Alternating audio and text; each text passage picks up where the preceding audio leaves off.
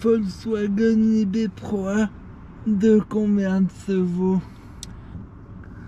150 kW. Ouais, 150 kW. Si vous mettrez la conversion 150 kW équivalent à environ 201 chevaux. 1 kW, Dans la 1,300 vidéo. 141 chevaux.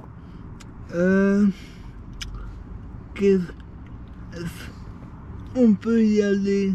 On peut y aller. Ouais. Ok, pas de problème. Voilà, alors pour démarrer, moi, C'est simple. un simple petite manette ici tout près Ouais. du volant qui permet de se mettre en D ou en B. La version B permet d'avoir une recharge automatique quand la voiture décélère. Ouais. D'accord? Et en général, moi je préfère rouler dans ce mode-là. On y va? Ouais. On est parti. Ouais, c'est cool. Donc évidemment, elle est très silencieuse, hein, c'est une électrique 100%, donc aucun bruit. Voilà. Je mets la fenêtre ici. À Voilà. vérifier, mais je pense qu'elle est mieux insonorisée qu'une Tesla. Alors ça, je À ne vérifier. connais pas, je ne connais pas les Tesla à ce point de vue-là, mais Moi, je les connais. Ok. À vérifier, mais... Voilà.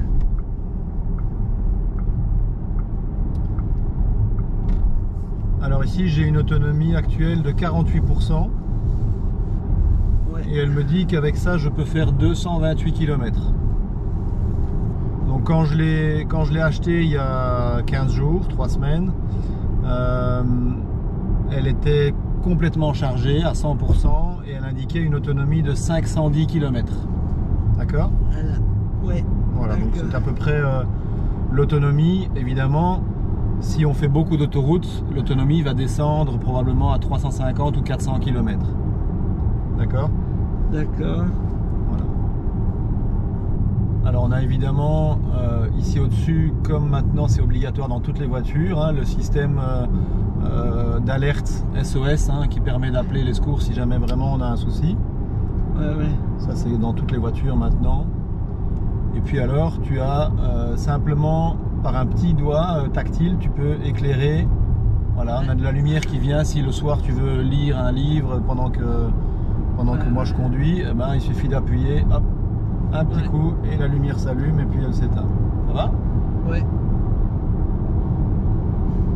Alors ce que moi j'ai trouvé vraiment intéressant dans cette voiture par rapport à d'autres voitures, elle bénéficie évidemment de toutes les technologies actuelles comme le Line Assist, donc ça veut dire que elle va automatiquement redresser les roues si elle sent que tu te rapproches de la bande d'un côté ou de l'autre. Ok? Ouais, Pour ouais. ça il faut l'activer ici, donc voilà, moi je l'active au volant. On le voit qu'il est indiqué ici par la lumière verte, hein. La voiture est allumée en vert sur le petit écran ici. Donc si jamais je lâche un petit peu le volant, elle va se rapprocher. Quand elle se rapproche de là, voilà, elle rectifie, elle revient sur la chaussée. D'accord? Ouais. Jusqu'à évidemment un certain angle. Au-delà d'un certain angle du virage, elle ne pourra plus le corriger toute seule et il faudra quand même mettre les mains sur le volant. Ok? Ouais.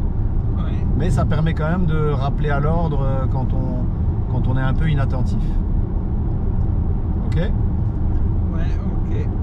Ensuite, à partir d'un certain moment, quand on suit un véhicule, ici, sur le petit écran que tu vois, voilà, maintenant on voit la voiture qui est devant, il l'a détectée, et elle va être de plus en plus grande au fur et à mesure que je vais me rapprocher d'elle. D'accord? Ouais. Alors je vais mettre ce qu'on appelle le cruise control, hein, ça tu connais, hein, c'est ce qui permet de régler une vitesse donnée. Ouais. Ici c'est sur une route à 90, hein, on est sur la N238. La route permet de rouler à 90. Mais là il a détecté le véhicule, on le voit ici, il est allumé en bleu tout près. Et donc maintenant il a adapté sa vitesse en fonction et on est à 70. D'accord? Ouais. Si jamais je dépasse, voilà, je mets mon clignotant, hop, elle accélère tout de suite. Elle va aller jusqu'à se mettre à 90 toute seule. Ah D'accord? oui, J'ai pas besoin de mettre mon pied sur l'accélérateur, elle l'a fait toute seule. D'accord? sympa. Voilà. Mais c'est pas tout. Ce que je trouve vraiment encore plus intéressant, c'est, tu vas voir, on va arriver près du rond-point de Walibi. La voiture ici va annoncer l'approche du rond-point et elle va elle-même décélérer jusqu'à une vitesse qu'elle considère comme étant la plus adéquate. Donc j'ai déjà eu parfois où il me mettait 35 km/h ou parfois 25 km/h. Ça dépend un petit peu du rond-point ou du carrefour. Ça veut dire qu'elle connaît, elle a un GPS évidemment intégré, hein, ça c'est sûr. D'accord? Ouais. Donc regarde bien, moi j'ai pas mon pied sur l'accélérateur ni sur le frein, je ne vais rien faire. Hein. On va arriver au carrefour. Alors je dois évidemment tourner mon volant, mais c'est elle qui va gérer. Sauf si de la gauche dans le rond-point il y a un véhicule qui arrive, là évidemment moi je dois intervenir. D'accord? Mais s'il n'y a pas de véhicule qui tourne, elle va ralentir à la vitesse qu'il faut au rond-point. Voilà, regarde. Alors ici déjà elle est en train de ralentir un petit peu. Elle va détecter le panneau de 70. Voilà. Elle ralentit. Et quand j'arrive au panneau, elle est à 70. Tu vois, pile à 70 au moment où on est passé le panneau. Et là elle a mis rond-point devant. Et donc maintenant elle ralentit. Voilà. C'est dingue. Regarde encore, elle va encore ralentir normalement. On va voir, hein. J'espère qu'il n'y a personne qui va tourner autour du rond-point. Non, jusque là c'est bon. Voilà, là elle a ralenti jusqu'à 35. J'ai pas touché l'accélérateur ni le frein. Et elle réaccélère toute seule. T'as vu? Ouais, c'est fou. Ça c'est vraiment ce que je trouve le plus innovant dans ces modèles. Voilà, là elle a détecté un panneau à 90, elle accélère. Maintenant elle a vu le 70, elle ralentit. Et ce qui est impressionnant, c'est qu'au moment où tu passes le panneau, elle est à la bonne vitesse. Hein. Pile poil. Hein. D'accord? C'est dingue. Alors ce que j'ai remarqué aussi, et qui est quand même un atout, c'est que le matin, évidemment, quand je pars avec les enfants pour aller les conduire, il y a de la circulation. D'accord? Eh bien, s'il détecte à un moment donné que la circulation est importante, ou qu'il y a un bouchon, un ralentissement, il va me le signaler à l'avance. Il va me dire à 1000 mètres, attention, retard possible de 5-10 minutes par exemple, tu vois. Ouais, il va prévenir, hein, alors que j'ai pas mis le GPS, hein.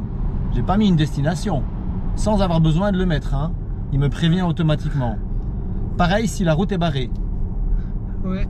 Voilà. Voilà, ici par exemple, il ralentit. Alors là, j'ai dû un petit peu intervenir. Voilà. Un petit rond-point.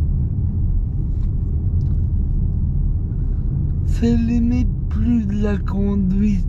Bah, c'est encore un peu entre les deux, on va dire. On n'est pas encore dans les voitures autonomes, mais on s'en rapproche quand même pas mal. Hein. Ouais. Alors évidemment ici, tu as vu qu'il y a un tableau de bord. Hein. J'ai pas encore expliqué toutes les utilisations, tout ce qu'on peut en faire, mais il y a vraiment... Il y a vraiment tout ce que tu veux. Voilà, par exemple ici, voilà, tout ce qui concerne les appels téléphoniques évidemment, les différents médias, hein, si tu veux mettre de la musique, la navigation, les fonctions du véhicule. Ah oui, alors ça c'est vrai que c'est un truc que j'aime bien, le soir par exemple. Tu peux utiliser, tu peux mettre en place des ambiances dans la voiture. Ouais. Alors tu vas regarder sur les côtés près des portières, je sais pas si on va le voir maintenant. Je vais te mettre voilà, une ambiance avec des tons orange. Et on voit pas très fort parce qu'on est en journée. Si on était en soirée, tu le verrais beaucoup mieux. C'est très sympa, il y a des beaux petits éclairages. Il y a une petite bande ici aussi lumineuse. Ouais. Mais là évidemment on est en journée donc on voit pas grand chose. Alors là on est monté sur la E411. On va pouvoir prendre un petit peu de vitesse. Une fois qu'on aura passé les travaux, parce que là c'est une zone de travaux. Alors autre chose qui est intéressant aussi, quand tu mets la voiture à une borne à charger, Ouais. juste en dessous du pare-brise, à la base du pare-brise ici, tu as une longue bande LED lumineuse qui va être allumée on va dire de l'intensité avec laquelle la batterie est déjà chargée. Donc si elle est chargée à 50%, la bande LED elle va remplir la moitié du pare-brise. Tu comprends? Et plus elle va se remplir, plus la bande LED va s'allumer. Ouais. Jusqu'à ce que toute la bande soit allumée de gauche à droite dans la voiture. Et comme ça, tu sais que ta voiture est chargée complètement. C'est hyper innovant. Oui, c'est assez... oui, c'est innovant. Alors maintenant, c'est un gadget, hein, mais c'est intéressant, par exemple, de savoir que si je me suis mis en charge à une aire de repos, sur une aire d'autoroute, je peux aller me mettre à l'intérieur de l'aire de repos sur une table et je peux commander certaines fonctions à ma voiture à distance. Donc par exemple, si je veux pas qu'elle charge plus de 80%, je peux le changer sur mon téléphone et lui dire arrête-toi à 80%, sans aller devoir enlever le pistolet évidemment qui est branché sur la voiture, tu vois. Comme ça je ne paye pas trop. Et ben, je l'ai fait l'autre jour, hein, elle était à 40 et j'ai dit ben, je veux qu'elle charge jusqu'à 80%. Ben, dans ces cas-là, tu le règles sur ton téléphone et ta voiture le fait à distance. C'est des petites choses que tu peux faire qui sont vraiment intéressantes. Alors ici on est à 100 km/h, donc là il y a des voitures devant, donc c'est pas la peine d'aller plus vite, mais on va essayer d'aller un peu plus vite après une fois que ce sera dégagé, il y a des travaux. Voilà, on va mettre 120, c'est parti. Alors évidemment, il y a un mode sport. Attention, tu vas sentir l'accélération, hop, elle est partie. Tu sens? Ouais. Voilà. Ouais, c'est fou.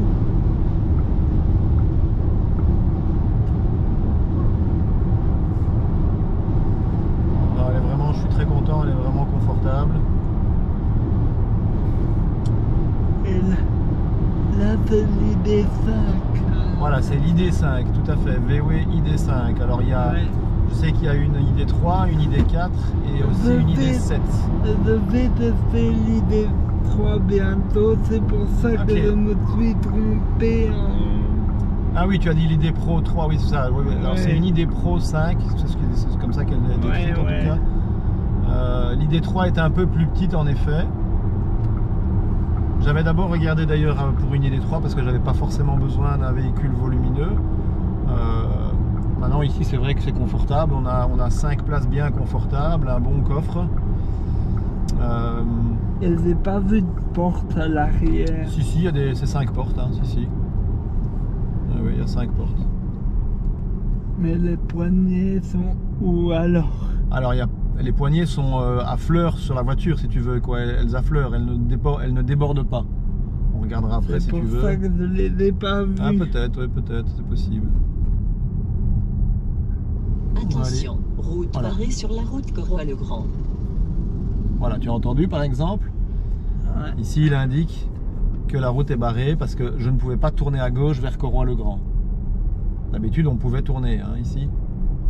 Ouais, je me me souviens, hein. rappelle. Voilà, malheureusement, là, c'est plus possible.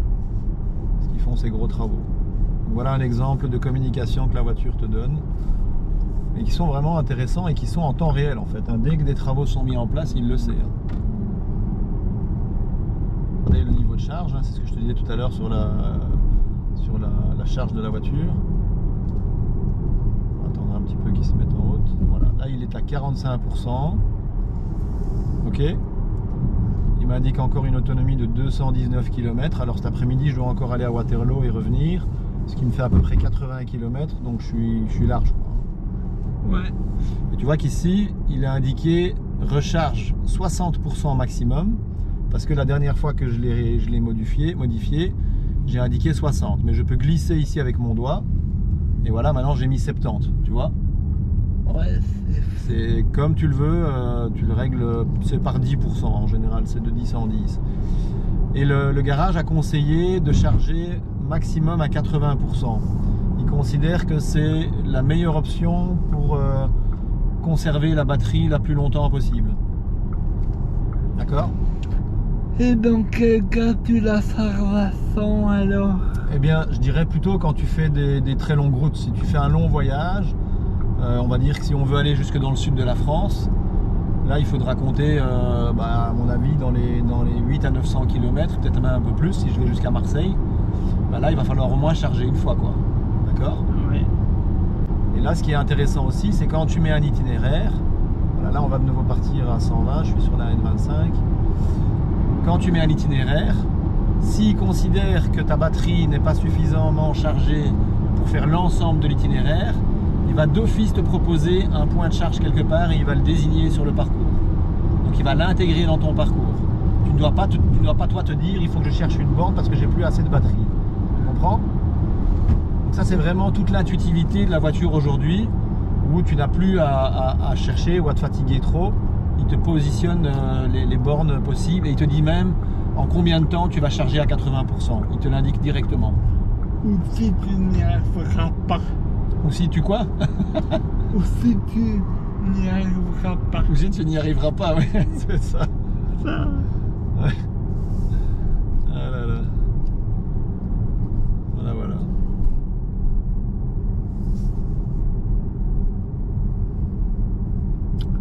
Tu as d'autres questions? Mais par contre, se garer toute seule, ça ne fait pas. Alors, il y a quand même, je pense, le parc assist qui permet de faire un créneau avec assistance. Je ne l'ai pas encore utilisé. Je ne sais pas si tu as déjà fait ça avec une voiture. Je l'avais fait avec toi. Ah bah tu l'avais fait avec moi, oui, quand on avait la voiture de mon épouse, la Citroën C4. En effet, elle l'avait sur sa voiture. Ouais. Non, mais je pense qu'elle l'a aussi. J'ai pas encore testé.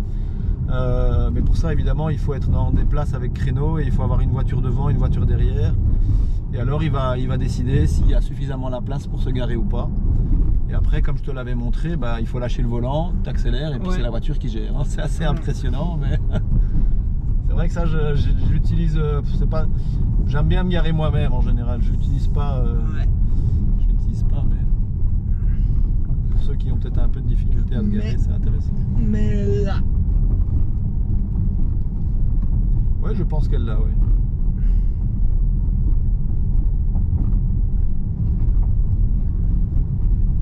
Et quelle caméra de recul, hein. Il y a les caméras de recul évidemment, hein, quand on met la marche arrière, si tu veux tout à l'heure en arrivant je le ferai. On voit évidemment la caméra avec tout l'écran arrière, hein, tout ce qui se passe derrière la voiture. Et avec des bandes aussi qui te permettent de voir comment ta voiture est en train de s'orienter par rapport à l'emplacement et comment elle devrait se mettre pour être bien garée. Tu vois ce que je veux dire? Ouais. Ça, il n'y a pas de souci. De plus en plus sur les voitures aujourd'hui, il y a ça. Hein. Oui, même sur les camionnettes et tout. Ouais. Alors, est-ce que par exemple, tu as senti le passage des rapports de la voiture? Non, c'est une automatique. Rien du tout. Mais moi, c'est ce que je trouve impressionnant aussi. Avant, dans les automatiques, quand tu accélérais, il y avait un léger à-coup pour passer d'une vitesse à l'autre. D'accord? Mais ça, maintenant, c'est fini. Il y a de moins en moins. Il y a de moins en moins, évidemment, parce qu'ils perfectionnent la technologie, c'est clair, quoi. C'est confortable de suspension. Oui, hein, ça va. Hein. Vraiment. Alors, j'ai pas mis en route, mais tu as des sièges chauffants. Ils sont ici, tu vois. Là, tu peux actionner, hop, les sièges chauffants à gauche et à droite. Voilà, par exemple, là c'est le maximum. 3 petits points, c'est maximum. Si je diminue, là, c'est 2 et 1 pour un léger chauffage. Donc, tu vas chauffer au niveau de tes fesses si on le laisse allumer. Voilà, alors, on parlait de la marche arrière, regarde. Voilà, évidemment, la marche arrière, tu vois, le truc classique. Voilà, on voit l'écran derrière. On voit ce qui se passe derrière et on voit les bandes. Les bandes ici, gauche, droite, si je tourne mon volant, regarde, elles vont s'orienter de la façon dont je tourne, tu vois, qui permet de dire, ah bah si vous tournez votre volant, voilà ce qui va se passer avec l'arrière de la voiture, elle va aller par là, et donc, quand tu veux vraiment te garer dans un endroit très très serré, très précis, ça peut être vraiment une aide intéressante. Bon, sinon on a les rétroviseurs classiques, hein, moi je le fais en général avec les rétroviseurs. Voilà. C'est bien. Merci. Hein. Mais pas de problème, Martin, avec plaisir, avec plaisir. Alors on va l'éteindre ici, hop, voilà. Et voilà, et là elle m'indique, elle a déjà fait 1647 km depuis que je l'ai acheté. Ouais. Et c'est un modèle, en fait c'était intéressant parce que c'est une voiture qui était de stock à Genneval, qui est un modèle de 2023. Mais comme elle n'a été immatriculée qu'en 2024, donc là récemment en septembre quand je l'ai achetée, elle part, si tu veux, elle est validée comme voiture 2024. Donc quand je la vendrai, c'est pas une voiture 2023. Tu vois ce que je veux dire? Oui. Voilà, donc ça c'est quand même intéressant parce qu'elle a pas roulé, elle avait fait je crois 10 km ou 20 km à peine. Hein, tu vois? Donc elle était vraiment stockée et inutilisée. Je vois.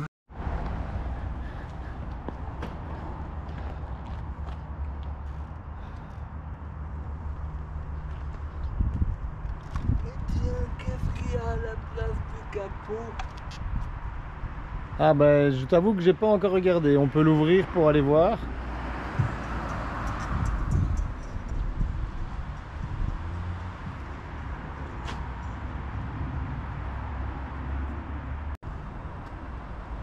Ouais, le lave-glace c'est là-bas à gauche, ça je vois.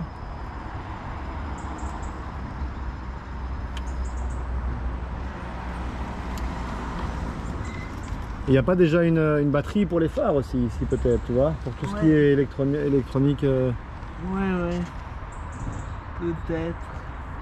Alors je vais essayer d'aller voir par en dessous de la voiture si on voit quelque chose.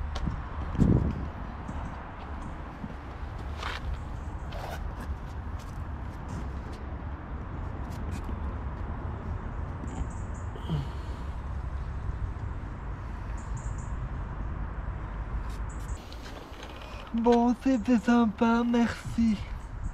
Merci à toi. Merci à tous d'avoir regardé cette vidéo.